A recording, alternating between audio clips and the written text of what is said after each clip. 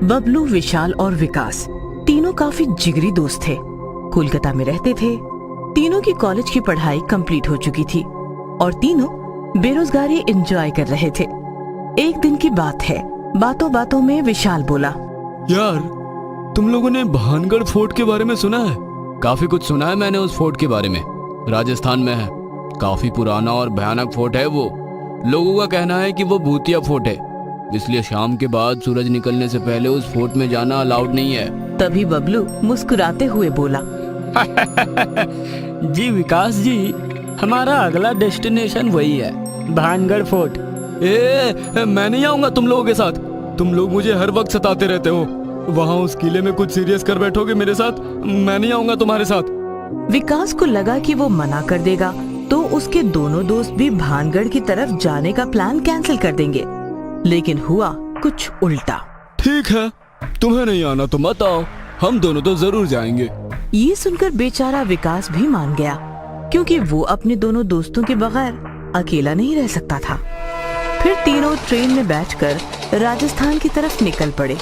राजस्थान में बस और टैक्सी का सफर करते करते वे किले के सामने पहुंच गए। भानगढ़ फोर्ट काफी बड़ा और काफी लंबा फैला था।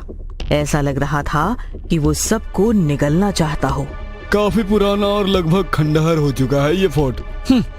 तभी तो मैं सोचूं कि इस किले से लोगों की इतनी फटती क्यों है। फिर तीनों दोस्त टिकट लेकर अंदर किले में गए और घूमने लगे। किला अंदर से काफी विशाल और पुराना था। बड़े बड़े महल और उनके बड़े बड़े कमरे थे। पानी का एक विशाल तालाब था। राजा महाराजाओं की और बहुत सी पुरानी चीजें थी जो देखने लायक थी। काफी सारे देशी विदेशी पर्यटक किला घूम रहे थे। धीरे धीरे शाम हो गई और अचानक सिक्योरिटी गार्ड्स किले के अंदर आकर चिल्लाने लगे, चलो सब लोग, शाम हो गई है, अब इस किले में रहना अलाउड नहीं है। गार्ड की बात मानकर सब लोग बाहर निकलने लगे, लेकिन विशाल और बबलू का कुछ अलग ही प्लान था। हम एक काम करते हैं, आज रात इसी किले में रुकते हैं और देखते हैं कि इस किले के बारे में जो जो बातें करते हैं लोग, वह सच में सच है या अफवाह। नहीं नहीं, मरना है क्या? अरे कुछ नहीं होता, हम पढ़े लिखे नौजवान हैं, हमें डरना नहीं चाहिए यार। चलो हम किसी कमरे में छिप जाते हैं। फिर बबलू और विशाल एक कमरे में भाग गए। तभी विकास ने देखा कि एक सिक्योरिटी गार्ड जो काफी हट्टा कट्टा और भयानक था, वो विकास की तरफ ही आ रहा है। विकास को समझ नहीं आया कि अब वो क्या करे। वो भागा और एक कमरे में छिप गया। किले का विशाल सा गेट बंद करा दिया गया और रात हुई। विकास एक कमरे में था। काफी घना अंधेरा था और विशाल को अजीब अजीब आवाजें आनी शुरू हो गई थी। बबलू, विशाल, कहाँ हो तुम दोनों? मुझे बहुत डर लग रहा है। विकास ने दोनों को कॉल लगाया, लेकिन उनका कॉल भी नहीं लग रहा था। तभी किसी ने विकास का मोबाइल खींचकर उसे किले से बाहर फेंक दिया। विकास ने सामने देखा तो उसकी चीख निकल गई, क्योंकि उसके सामने खड़ा था एक भयानक भूत।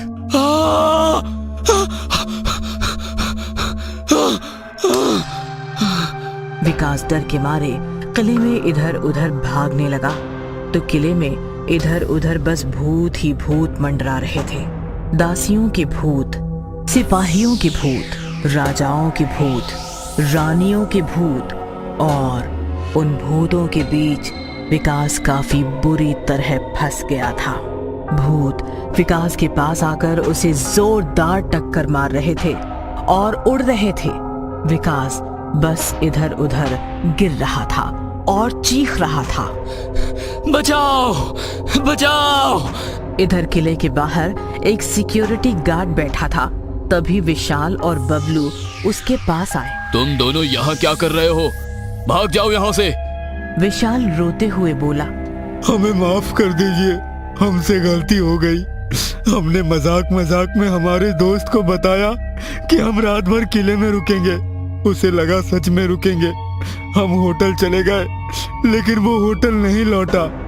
प्लीज कुछ कीजिए। जो भी हो, किले का दरवाजा तो अब सीधे सुबह ही खुलेगा। बबलू ने काफी सारे पैसे गार्ड को दिए और गार्ड मान गया। उसने किले का दरवाजा खोला और तीनों किले में विकास को ढूंढने लगे।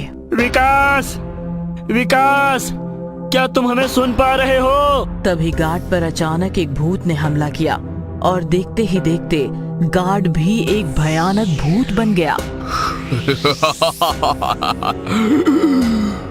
बबलू बचो! गार्ड का भूत बबलू और विकास को मारने के लिए उनके पीछे भागने लगा। दोनों दोस्त उस भूत से बचने के लिए किले में इधर उधर भागने लगे। भागते भागते वो एक कोने में आकर छिप गए। तभी बबलू को वहां उस कोने में विकास बैठा हुआ दिखा। विकास, विकास, तुम होश में तो हो? विकास चलो यहाँ से, हम पर किसी भी वक्त हमला हो सकता है। बबलू और विशाल विकास को वहां से उठाकर अपने साथ किले से बाहर ले जाने लगे और किले के बंद दरवाजे के सामने आकर तीनों रुक गए। अरे ये दरवाजा तो बंद हो गया, अब हम क्या करें? अरे यार, किले से बाहर निकलने का कोई दूसरा रास्ता तो होगा ना? तभी अब तक चुपचाप खड़ा विकास अचानक से बोला, है, किले से बाहर निकलने का एक और रास्ता है। हैं? कौन सा रास्ता है वो? वो रास्ता है तुम दोनों की मौत। और अचानक विकास जोर जोर से हंसने लगा और हंसते हंसते विकास एक भयानक भूत बन गया। विकास, विकास, हम तुम्हारे दोस्त हैं, याद करो। दोस्त? मेरे दोस्त तो अंदर है। ऐसा मत बोलो विकास, सॉरी यार, हमसे गलती हो गई जो तुम्हारे साथ मजाक किया। विकास, अगर हम तुम्हारे दोस्त नहीं है तो फिर कौन है हम? पहचानो हमें। पहचान लिया तुम दोनों कौन हो। हैं? कौन है हम? तुम दोनों हो मेरा शिकार। ऐसा कहकर विकास ने बबलू और विशाल पर जोरदार हमला किया और दोनों को मार दिया। फिर विकास का भूत वापस वहां से अंदर अंधेरे किले में चला गया और हमेशा हमेशा के लिए भानगढ़ फोर्ट के राज में खो गया। Haunted resort. लोनावला एक ऐसी जगह है जहां मुंबई की भीड़ से छूटकर चैन की सांस ली जा सकती है। ऊंचे पहाड़, हरी और गहरी वादियां, शांत सफेद कोहरा, हर साल कई लोगों को अपने पास बुलाता है लोनावला। विकास और रश्मि अपनी कार से लोनावला आ रहे थे। सड़क सुनसान थी और कार कोहरा काटती हुई मानो लोनावला को चूमने आ रही थी। सुहाना सफर और ये मौसम हंसी, सुहाना सफर और ये मौसम हंसी। हमें डर है हम खो न जाए कहीं, सुहाना सफर और ये मौसम हंसी। ओहो! और कार एक काफी पुराने रिजॉर्ट के सामने रुक गई। रिजॉर्ट अतिथि। पीछे बहुत सारे नए रिजॉर्ट्स थे, हम वहाँ भी तो ठहर सकते थे। अरे मुंबई से जो आएगा वो वहीं ठहरेगा। भीड़ बढ़ जाएगी तो मजा नहीं आएगा, हमें यहाँ एकांत मिलेगा। शादी के 7 साल बाद भी तुम इतने रोमांटिक हो सकते हो। मैंने सोचा नहीं था। विकास मुस्कुराया और फिर दोनों रिजॉर्ट के अंदर पहुंचे। अंदर आते ही दोनों को जोरदार झटका लगा क्योंकि अंदर होम हवन चल रहा था। काफी सारे पंडित बैठकर मंत्रोच्चारण कर रहे थे। ये क्या हो रहा है? रिजॉर्ट के स्टाफ ने विकास और रश्मि को घेर लिया। दोनों डर गए। What is this? एक पंडित उठकर आगे आया। उसने विकास और रश्मि के माथे पर उंगलियां रखकर मंत्रोच्चारण किया, फिर आंखें खोलकर मुस्कुराते हुए बोला,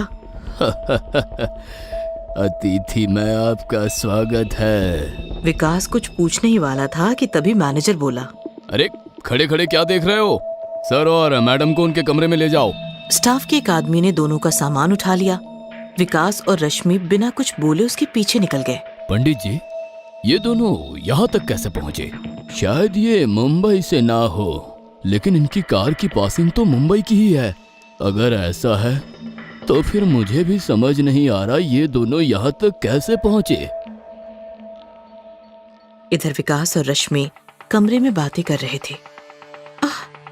अजीब लोग हैं, हमें यहाँ आना ही नहीं चाहिए था। रश्मि डोंट वरी, पुराना रिजॉर्ट है, लोग भी पुराने ख्यालों के ही होंगे ना। हमें कौन सा यहाँ घर बसाना है। चलो फ्रेश वगैरह हो जाते हैं और घूमने चलते हैं। तभी अचानक किसी के चिल्लाने की आवाज आने लगी। विकास और रश्मि खिड़की से बाहर देखने लगे। बाहर काफी सारी भीड़ गेट के बाहर खड़ी चीख रही थी। गेट बंद था और रिजॉर्ट का स्टाफ उस भीड़ को रोक रहा था। भागो यहाँ से, तुम लोग मरे हुए हो, भागो। हमें अंदर आने दो हमें। अचानक वो आदमी अजीब आवाज में चीखने लगा और चीखते चीखते जख्मी होता चला गया। उसका पूरा बदन फूटने लगा और उसके साथ साथ पूरी भीड़ के शरीर से भी खून टपकने लगा। ओम त्र्यंबकम यजामहे सुगंधिम पुष्टिवर्धनम। ओम। भीड़ भयानक तरीके से चीखने लगी।